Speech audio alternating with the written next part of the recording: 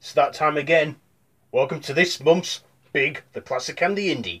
Stay tuned.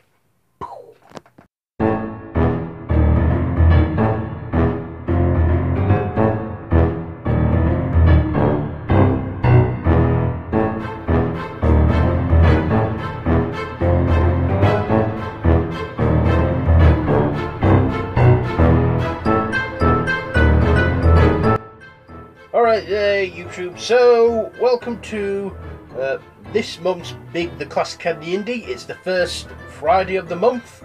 So, let's get the triple reviews going. Let's go.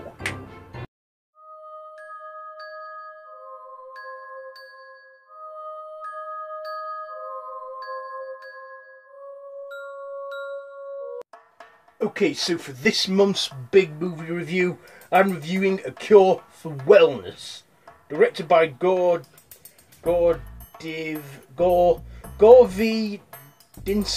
I think I'm pronouncing that right, starring Dane DeHaas, Jason Isaac, and Mia Goth. So, this is a horror film about a guy who works at Wall Street. He goes to search this other guy that they need to verify some money accounts or whatever, something financial, and he goes to this mental hospital, which is also like a spa or something, in Switzerland to find him.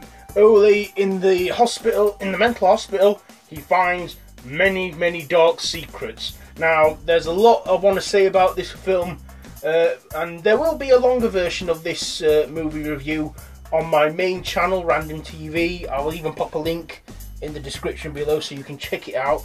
But this film, what I liked about it, I liked the story. I mean, a little slow to start, but it got a bit complicated, but it all started to soon make sense.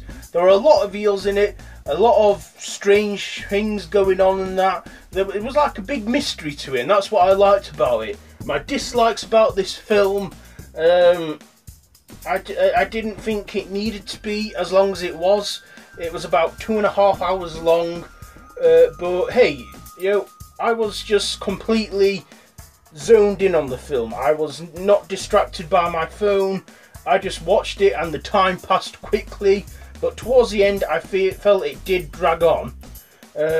So yes, that has been my likes and dislikes on A Cure for Wellness. Now for my final thoughts and ratings on this film. I thought it was shot great. You know, it had a great location, I think, great scenery, great cinematography. So for that reason, anyway, with all that being said, I'm going to give A Cure for Wellness a 6.8 out of 10. Do I recommend this? Yes. If you're into like the slow kind of mystery thriller like film, you know, and I have said it's a long film, 2.5 hours long, and I will have an extended like review on this film on my main channel, Random TV. I've already explained all that. So yes, A Cure for Wellness, I do recommend it to you. So that's been my review on the big. Now for the classic.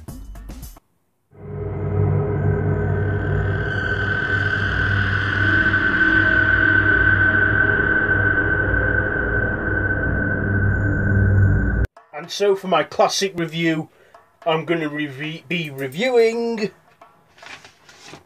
The Exorcist, directed by William Friedkin.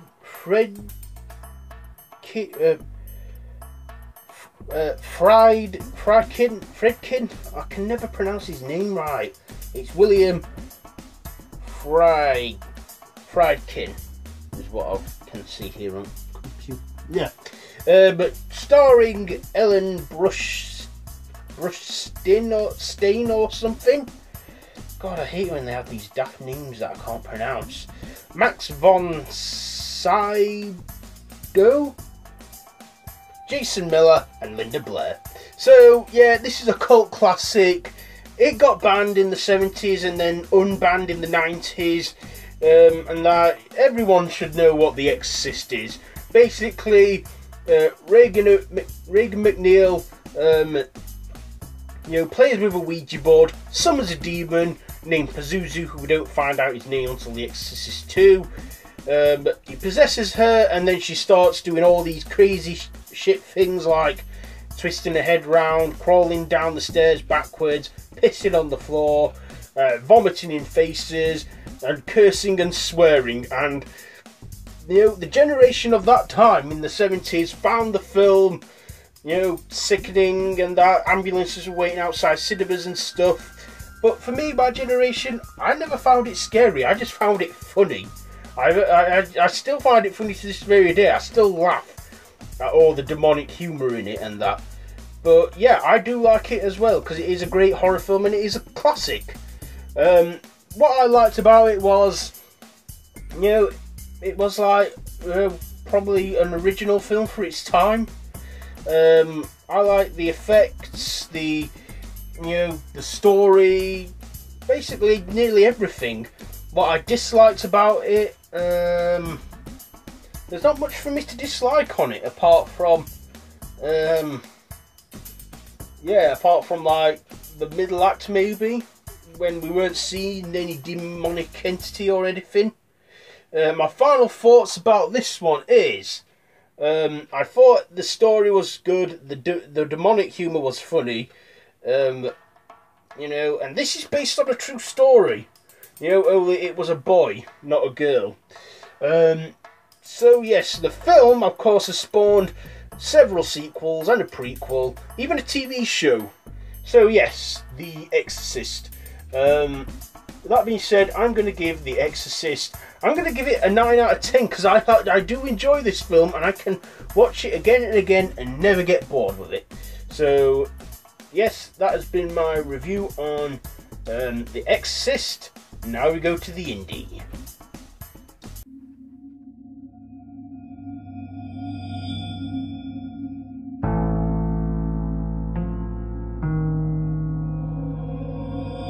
For my indie pick this month, I'm reviewing Catsick Blues. This is a Australian film written directed by Dave Jackson, starring Matthew C. Vaughan. Am I pronouncing that one right? And Sean Denovan or something, if I'm pronouncing that right. This was recommended by YouTube friend of mine, Spooky Astronauts Emma. Her channel will be linked down below. I'll get to that later. So yeah, this is a disturbing horror film.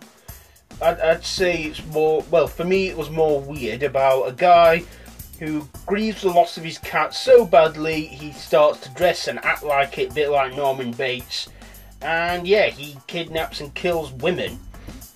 What I liked about this, I thought it's something that I've not really seen before, so there was a bit of originality there. Some of the kills and that were unique, I guess. Had a great soundtrack, I thought, as well, to this film. But yeah, a lot of this film is quite weird. Some bits are messed up. But I'm always out there to try something different that I've not seen in horror. And yeah, this was it. I mean, yeah, a lot of weird stuff going on in the film. Especially involving cats.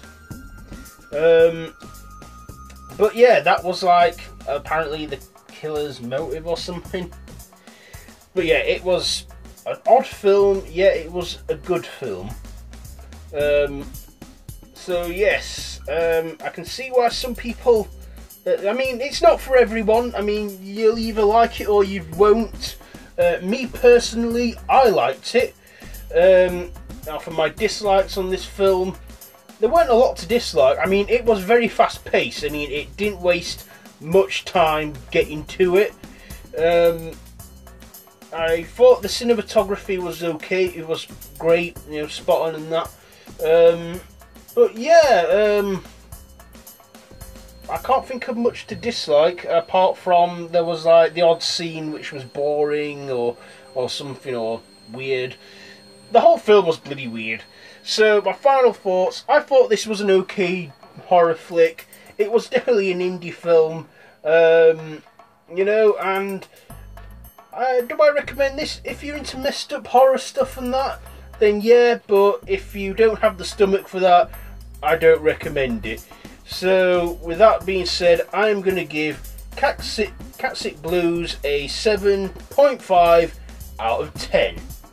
Now for the next part, shout outs!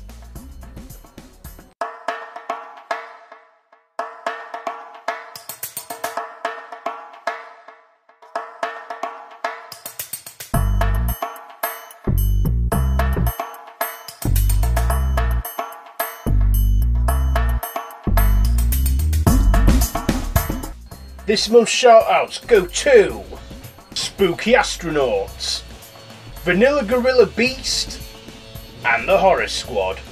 Be sure to check out all their channels. They will be linked down in the description. Be sure to check out their channels and that I sent you. They're great YouTubers, great channels, great stuff they do. So yes, those are my monthly shout-outs, and that has been my monthly Big, the Classic, and the indie.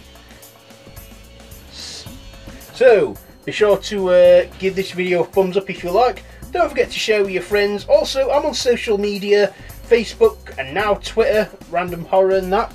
So yeah, till next time, I bid you all a goodbye friends, goodbye, and don't have nightmares.